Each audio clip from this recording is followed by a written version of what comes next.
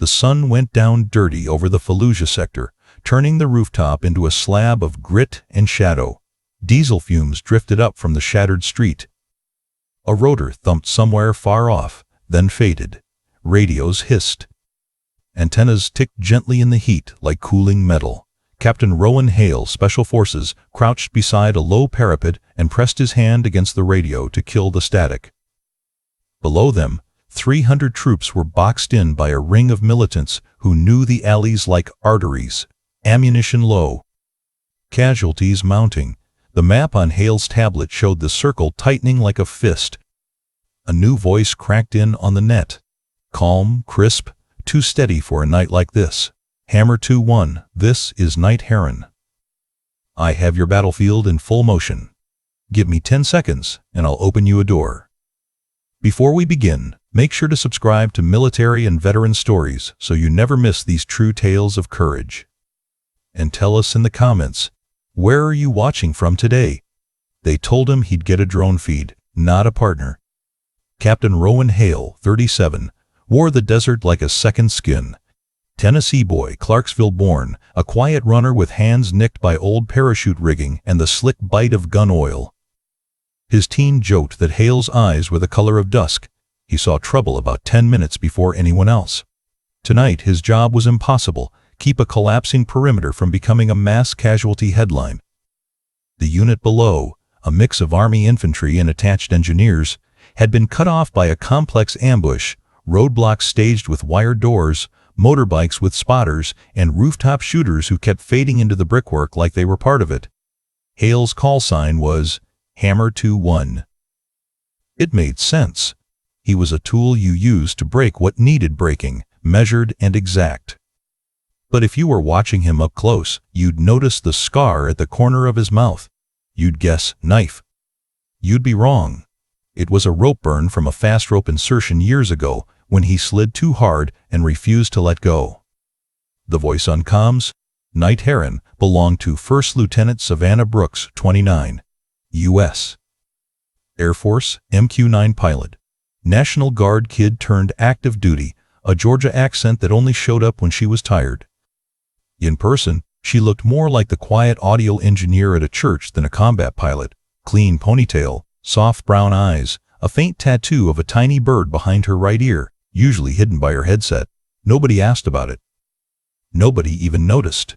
But once, a Pave Hawk crew chief had done a double take and whispered, "No way, that's her?" Brooks ran her aircraft from a forward control element, lashed together inside a shipping container at a forward resupply point just outside the city sector. Not the safest place to park a control van. But it meant she flew with less lag, more feel, more consequence. The container hummed with aircon and the low animal purr of GPU units.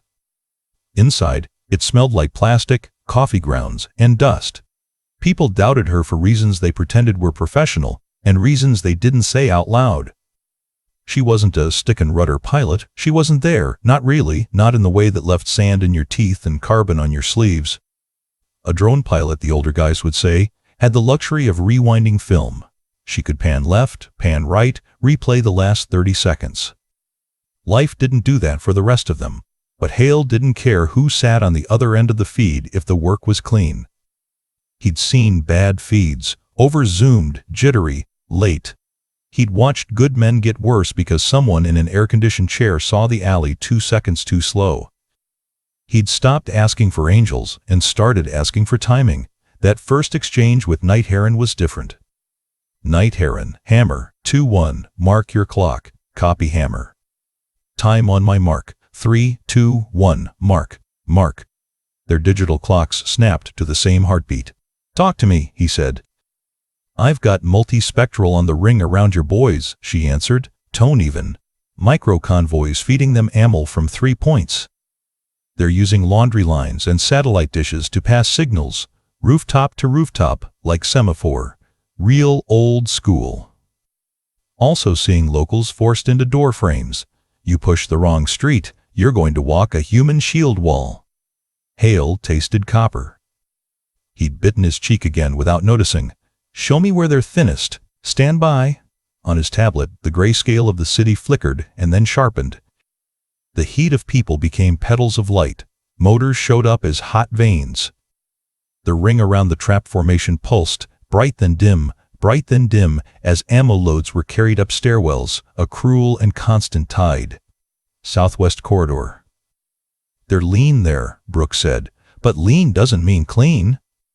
Somebody's waiting to make you pay for thinking it's a gift." "Yeah," Hale said softly, "they always are." He listened to her breathe between words, calm, clipped. Not the breath of a show-off or a tourist, the breath of someone who'd eaten her fear until it broke down into fuel. In another life, Brooks used to run before dawn on Kennesaw Mountain, chasing fog on the ridgeline until it tore on the trees. She loved the moment a hill almost broke her, and then didn't. Flight school was like that. The long hours, the math of motion, the quiet conversation with a machine that either trusted you or didn't. When her mother asked if she felt far away flying remote, Brooks smiled and said, "Ma, I am exactly where they need me." She wore that bird tattoo because it reminded her of her first solo. The instructor said, "You fly like you've already learned to land," which was his way of saying she respected every approach more than the takeoff. In combat, it translated into not making promises she couldn't keep. The Marine attached to Hale's team, Sergeant Tyrone Powell, 32, from Portsmouth by way of Dallas, watched Hale talk to the invisible pilot and raised an eyebrow. "You trust that voice?" Hale didn't look up. "I trust what it shows me." Powell flexed his fingers. The knuckles were scarred from boxing. He carried a saw like it was built from whatever his bones were built from. Around them, the city smelled like fried oil and broken plaster. Somewhere, a generator coughed. The air felt like a hand pressing the back of your neck. Hale's radios chattered at different heights, layers of urgency stitched together like bad harmony. The unit below had tried to push north earlier and recoiled hard, their lead squad pinned by a crossfire that took 2 in the first 4 seconds. A medic, Private Mason Ainsley, had wrapped a chest with shaking hands while mortar dust drizzled down like gray rain. Ainsley had kept whispering the patient's name. "Stay with me, stay with me, stay with me," like it was a rope he could pull the man up with. "Night Heron," Hale said. "If I lean on your eyes, can you hold me for 90 minutes? "Negative," she said, unapologetic. "I can hold you for 102 before I hit the fuel plan. I will not break. So if we're doing this, we're doing it with room to spare." Powell looked at Hale. "She's got rules," Hale nodded. "Good pilots do." The doubts people projected onto Brooks didn't land on her anymore. She'd heard them all. Pretty voice, safe distance, too young, not a fighter pilot, not a helo crew, not boots on the ground. She took them in and filed them like photographs, not because she needed to remember, but because one day someone else would need proof that she'd heard and chose to answer with skill, not noise. "Night Heron," Hale said. "Let's get those men home. Comment where you're watching from. I'll read the top replies." The insults didn't start on the roof. They started on the net. "Negative. Hammer 2-1, came a voice from a different element covering the east. "We tried that corridor at dusk yesterday. It's a meat grinder. Whoever's telling you it's thinned is either guessing or selling hope." Another station cut in. "Who's Night Heron?" "Some analyst? I want a pilot, not a PowerPoint." "Copy all," Hale said, low, letting the air eat the sarcasm before it reached him. He shot a glance at Powell that said, "Hold your fire." "Night Heron," Hale keyed. "Can you prove this isn't yesterday repeated?" "Affirm," she answered, pushing you live replay of 20 minutes back and overlaying with now. On Hale's tablet, the thinness of the southwest ring wasn't a gut feeling. It was a subtraction problem. Bright pulses that used to be there, now gone. Runners who'd carried crates were gone. A rooftop with 3 silhouettes hunched over a PKM earlier was now 2 men, bored, fiddling with a belt. Someone had pulled defenders to buttress a different sector. "See how they pulled power to your northeast after the last push?" Brooks narrated calmly. "They're robbing Peter to slap Paul." "English," Powell muttered. "They're greedy, and they think you'll punch where you punched before," Brooks translated without heat, "so let's not." The first insult had been a question. The second one landed harder. "Copy, Hammer," said a gravelly voice from Brigade Fires. We don't have spare smoke for theatrics. If you're going to punch, you do it clean, and you do it now. Hale recognized the tone. Brigade Commander, Colonel David Keating, the kind of leader who sounded like his necktie had been tightened at birth.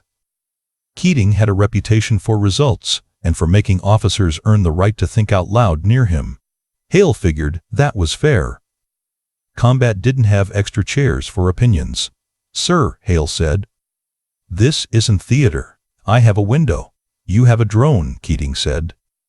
"I have 300 lives. Don't make me count them for the news." Powell shook his head and mouthed, "Damn." Brooks didn't respond to Keating. She'd been a lieutenant long enough to know how her name sounded when a full bird colonel said it, like a legal liability in human form. Insult number 3 rode in on an old track. A squad leader down in the box keyed up. "We've been here for 10 hours. Tell your gamer to show us a pause button." "Say again?" Hale snapped before he could stop himself. Brooks cut in, voice level. "Squad lead, I hear you. You don't need a pause button. You need 5 streetlights to go out at once and 7 seconds where every man who can sprint does it without looking back. Give me 60 seconds to get you both." Hale stared at the tablet. "Explain." "Power grid in this slice is pirated," she said. "Half the block steals from a fragile transformer, a street over.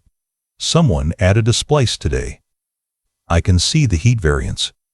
If I paint a decoy on the opposite side with a short burst IR signature and then cue our ECM truck to cough noise for 3 seconds, the microgrid will hiccup. Streetlights southwest die. 7 seconds later, they try to spin it back. That's your gate." "ECM is not your toy, Lieutenant," Keating said, cold and judicial. "Correct, sir," she answered. "It's your tool. I know where it should be used. You told us once, only when the timing matters more than the muscle. Sir, the timing is now." There was a small silence. A good officer knows when silence is a test and when it's a kindness. This one was both. "Knight Heron," Keating said finally. "What's your name?" "Savannah Brooks, sir." "Lieutenant Brooks," Keating said, each syllable a weight. "If you're wrong, I'm going to have to write letters no father should read. You understand me?" "Yes, sir." Powell rolled his shoulders like a boxer getting blood back into his arms. "Cap," he said to Hale, "either we go or we wait until the world gets worse." Hale nodded once. People thought decision-making in combat felt like drum solos. It didn't. It felt like changing lanes in a rainstorm. You did it on instinct and information, or you stayed put and counted the wrecks behind you. "Hammer copies," Hale said on Brigade Net, executing on Knight Heron's mark. "We'll need smoke, west to east, staggered by 10 seconds, 2 volleys. Engineers will breach the lower block with Bangalore if we hit physical. Squad leads, get your swiftest men to the lip of each alley. On my mark, you sprint like your mother is standing on the other side."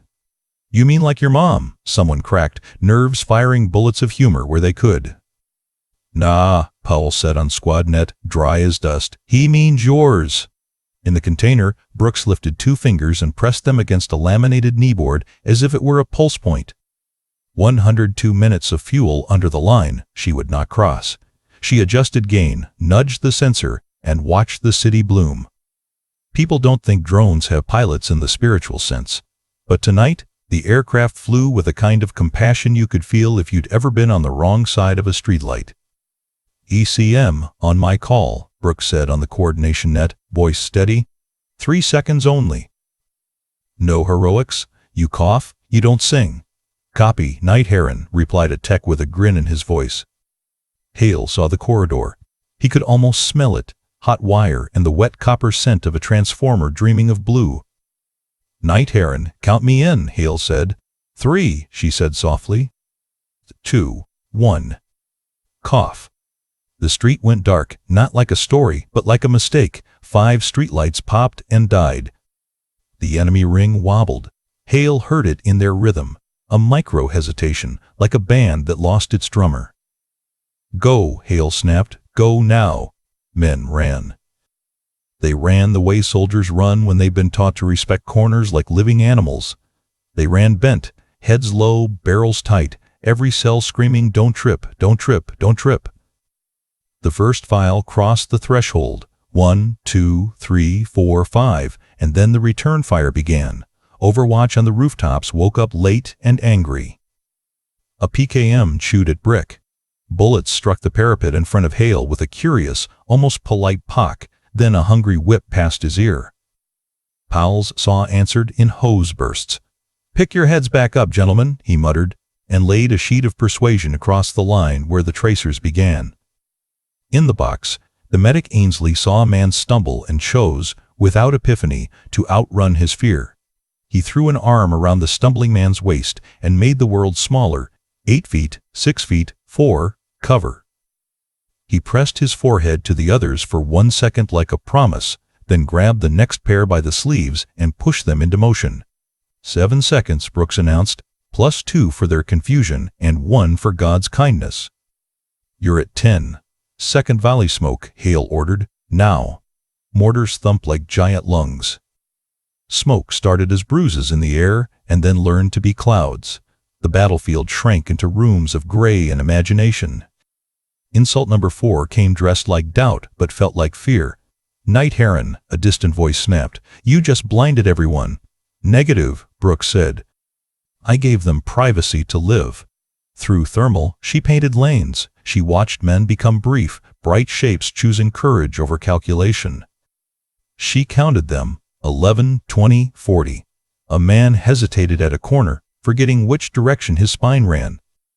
"Left," Brooks whispered into a net he couldn't hear, and the man went left anyway, as if the city itself gave advice. The ring tried to heal. Motorbikes spat and swerved into alleys. A command runner with a radial backpack leaned into a stairwell, shouting orders that turned into smoke in his mouth. A teen flanked hard to the south and ran into Powell's steady music. Low, controlled, adult.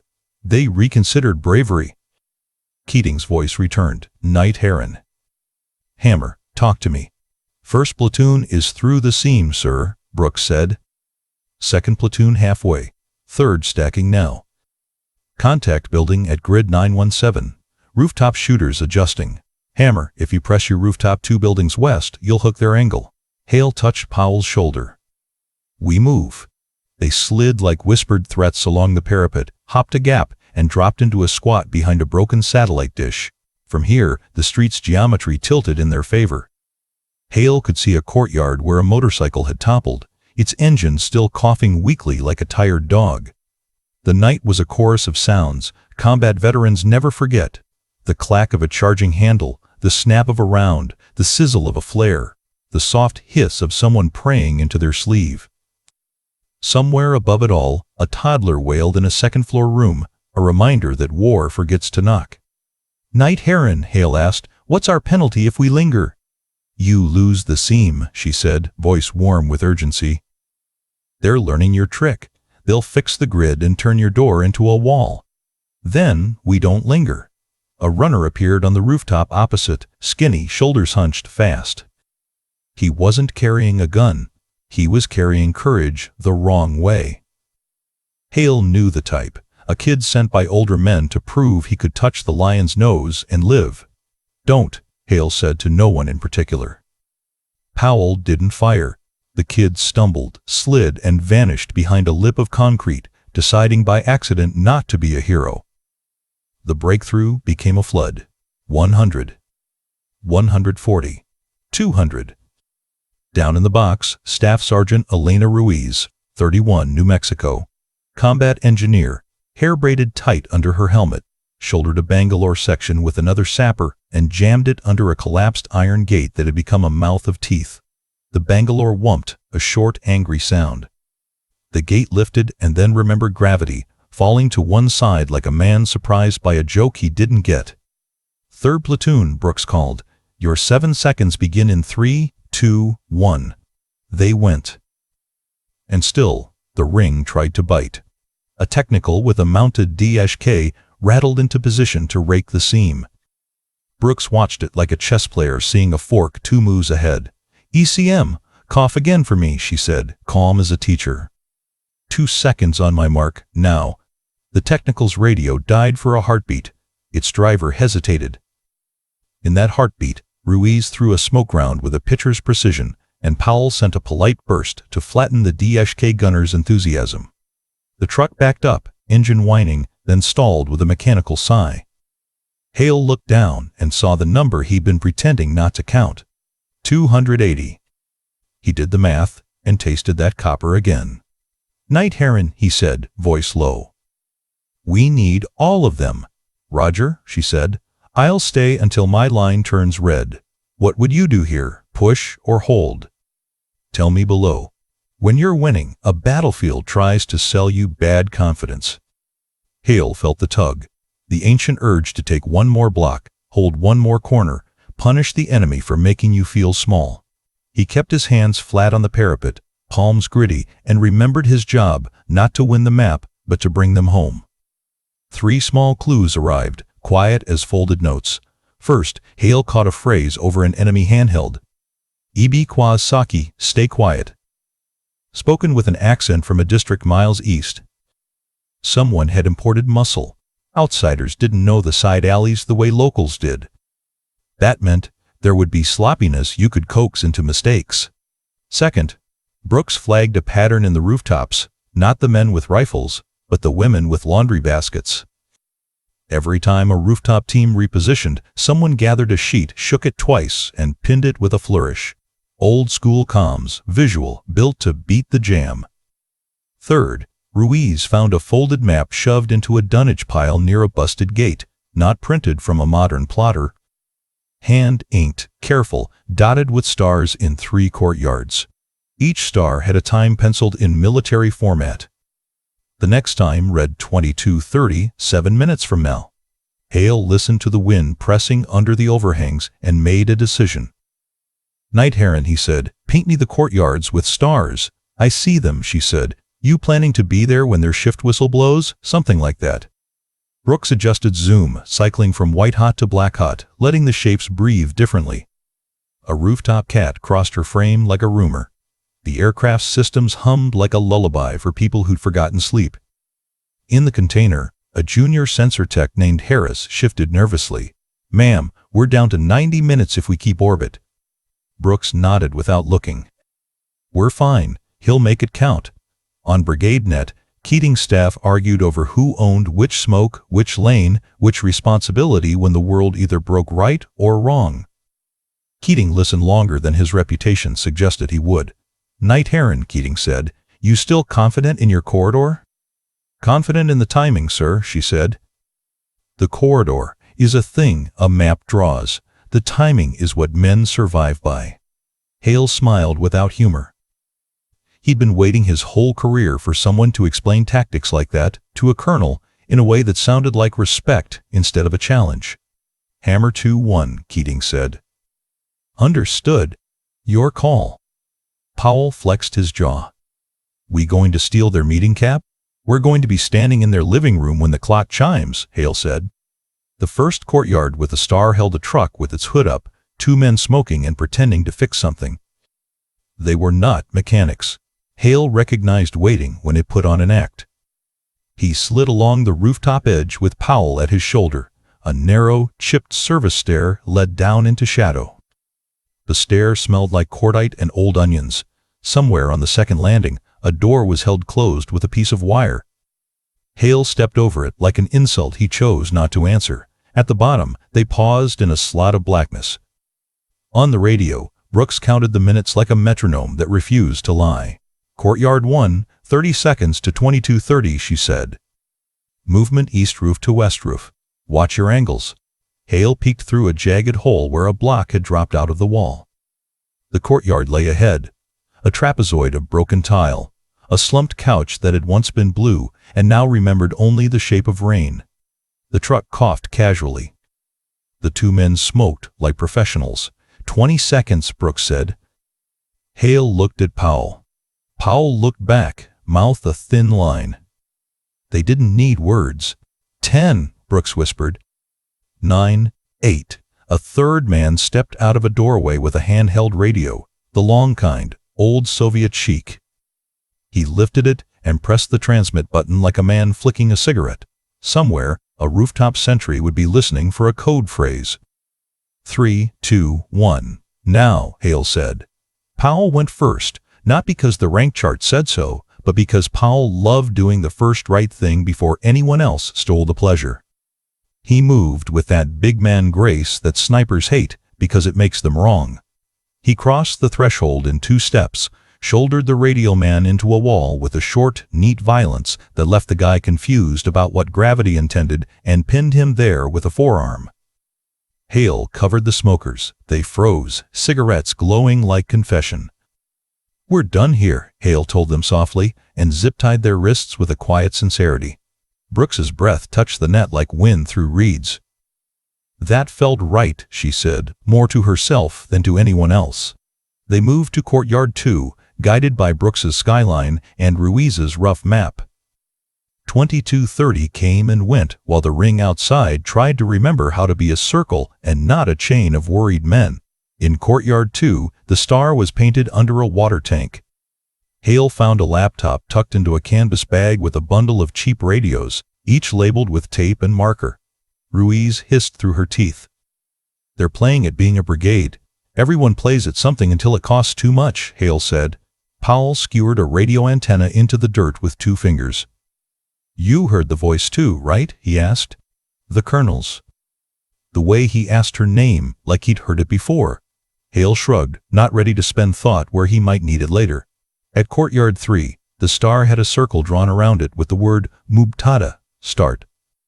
Hale squatted and touched the chalk with his index finger, feeling the powder whisper against his skin. He looked at Powell, and the next words were a choice between fear and clarity. "Night Heron," he said. "How many we got through?" 292, she answered. 8, shy.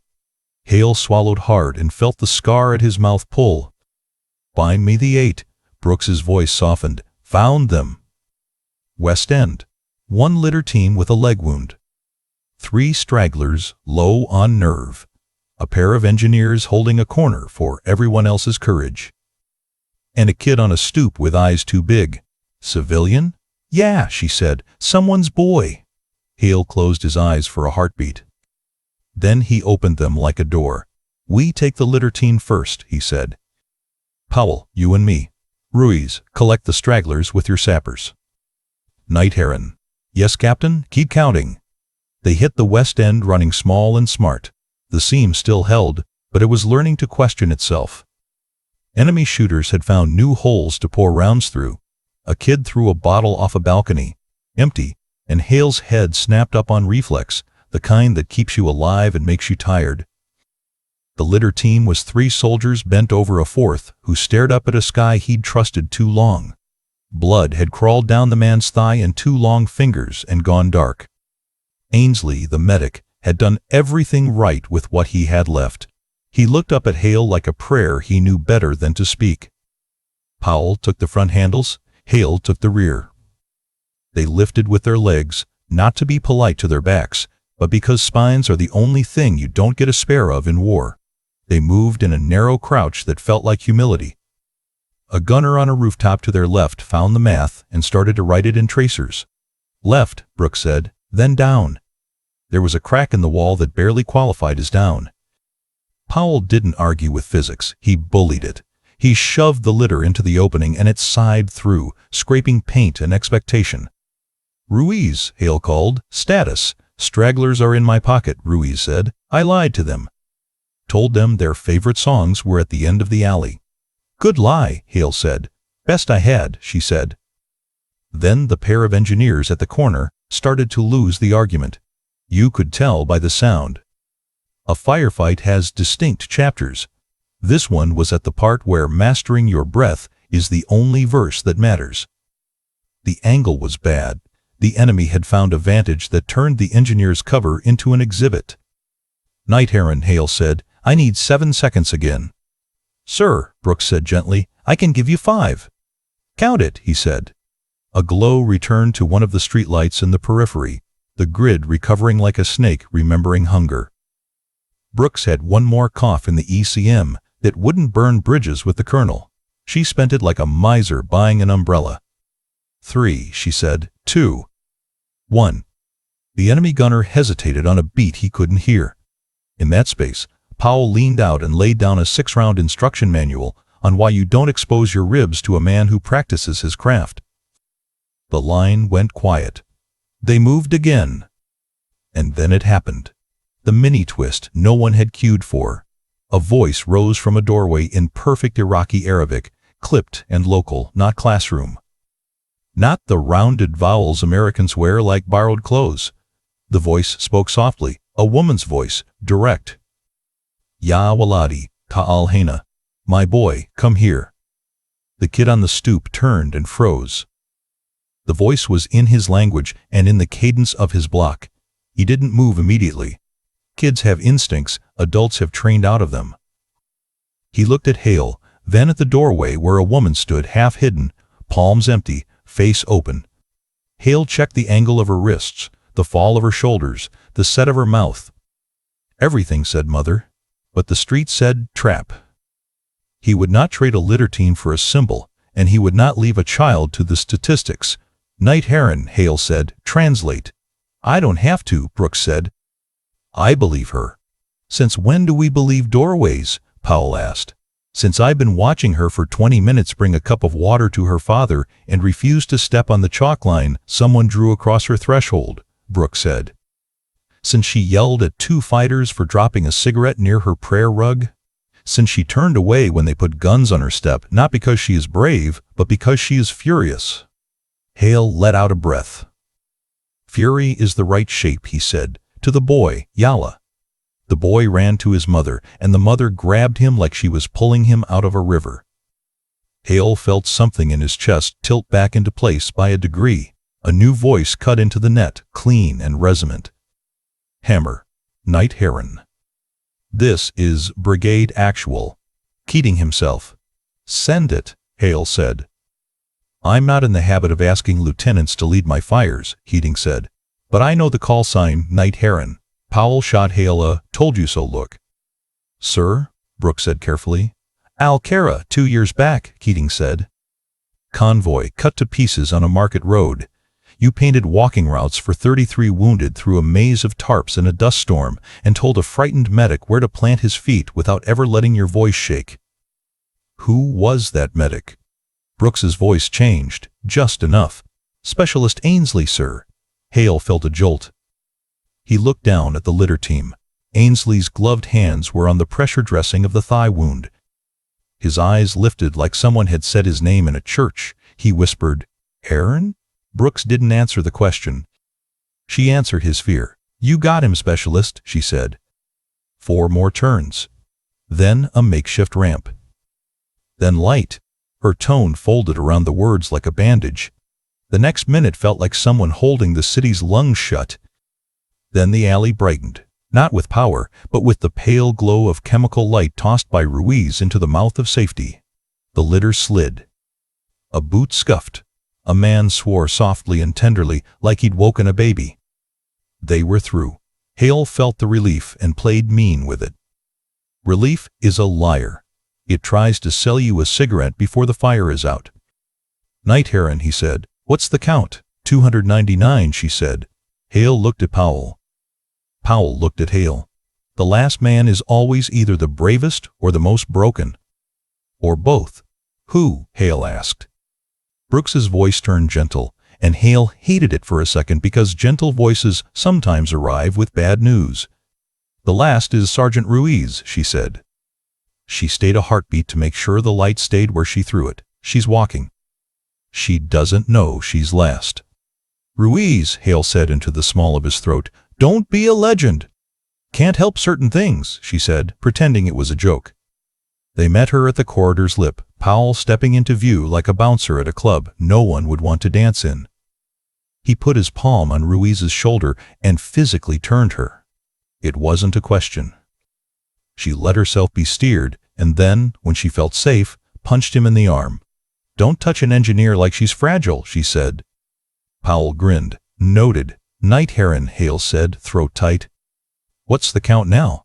300, she said, and the number laid down quietly like a tired animal that had finally been allowed to sleep. If this surprised you, hit like and wait for the reveal in the next part. The ring, shrunken and sullen, began to fall back and stutter steps, dragging its wounded pride behind it. The corridor closed like a healed wound. The rooftop where Hale and Powell had started felt like a memory reclaimed from a bad storyteller. "Hammer," Keating said, voice rougher now. "Bring your team in." "Negative, sir," Hale answered. "We'll tail end Charlie this parade." Last in is last eyes. "Suit yourself," Keating said, but there was no ice on it. The extraction point was a forward resupply point where trucks wore dust like armor and pallets slept in the open air. Flares hissed on the far side of the lot, painting the scene in a cheap movie wash. But the expressions on faces were not cinema. They were the expressions people wear when they almost died and didn't. The math of it not yet finished. Brooks taxied her aircraft in a long, stubborn circle overhead, the way a mother circles a parking lot until her kid is through the doors and under fluorescent safety. Her fuel line was now red. She didn't need the kneeboard to tell her. She landed her voice first. "Brigade Actual, Knight Heron." "I'm at my line." "Copy, Knight Heron," Keating said. "You did your job." "With respect, sir," she said, "they did the job." "I just told the lights when to blink." Hale stepped into the resupply lot and felt the temperature change, not in degrees, but in the way time itself warmed back up. Ainsley sat with his back against a tire, hands shaking in a rhythm that wasn't fear so much as decompression. Ruiz passed a bottle of rehydration salts to a private who looked like he'd just discovered thirst could be a color. Then the moment happened under lights that were too bright for the kind of memory it would become. Keating walked through the lot with his helmet in his hand. Without it, his gray hair made him look like a different rank, something older than the chart. He stopped in front of Hale first and nodded once. Then he turned to the cluster of comms gear where a field speaker still carried the tail end of Knight Heron's ambient cockpit noise. "Lieutenant Brooks," he said to the air. "Yes, sir," she answered, formal, ready for a debrief shaped like a blade. Keating didn't salute a speaker. He did the next honest thing. He raised his chin to the soldiers around him and, in a voice that carried like truth, said, "If you came out of that box tonight, you owe thanks to Knight Heron. If you stayed alive long enough to thank her, you owe more." Hale watched Ainsley stand on legs that had just finished a personal war and look up at the speaker like a man seeing a lighthouse he'd only ever read about. He placed his palm on the metal casing, a deeply human gesture that would look almost foolish in photographs and absolutely holy in memory. Then Keating spoke the line that would rattle through the brigade for months. "Everyone at ease. You're standing in front of the woman who taught your fear to count." The hush that followed wasn't stagecraft. It was gratitude closing mouths so words wouldn't be wasted.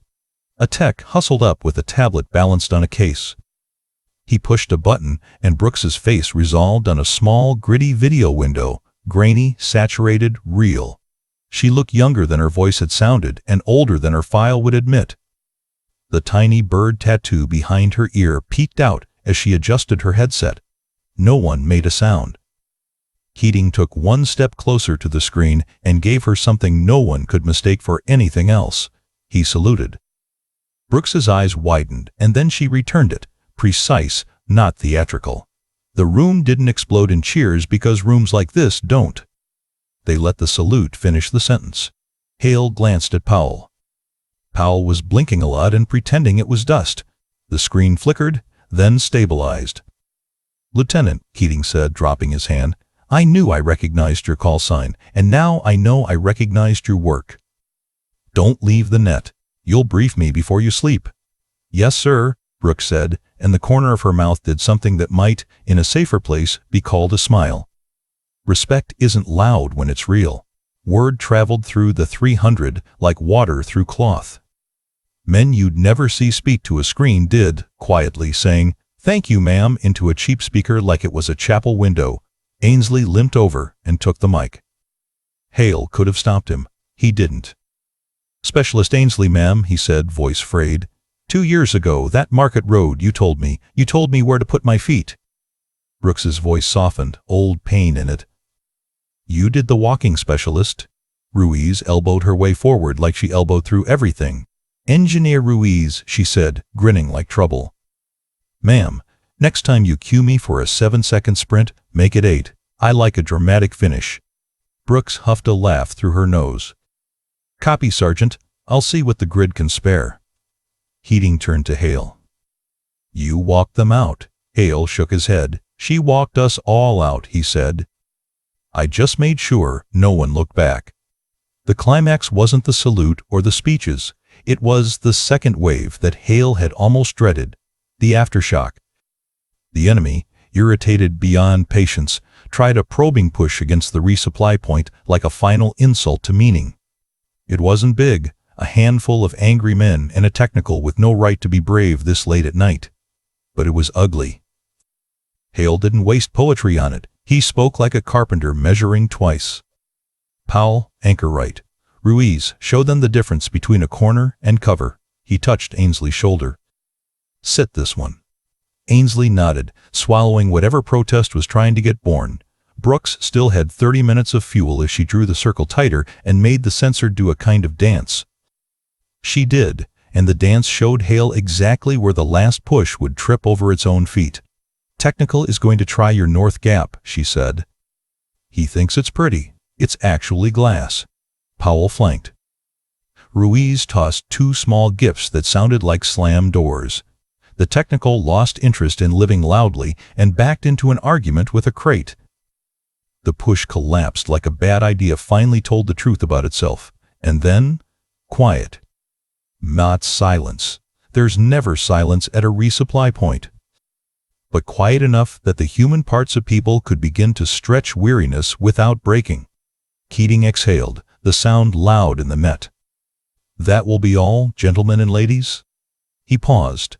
Knight Heron, Lieutenant Brooks, if I had a medal in my pocket, I'd pin it to your screen. Since I don't, I'll borrow a line from an old sergeant major who suffered me when I was young. Stand down, or stand with her. Powell snorted. I'll stand, thanks. Hale didn't say anything. He looked up into the night where the drone was just a dark thing against a darker thing, and nodded like men nod at gravestones, not in grief, but in respect for the work done there.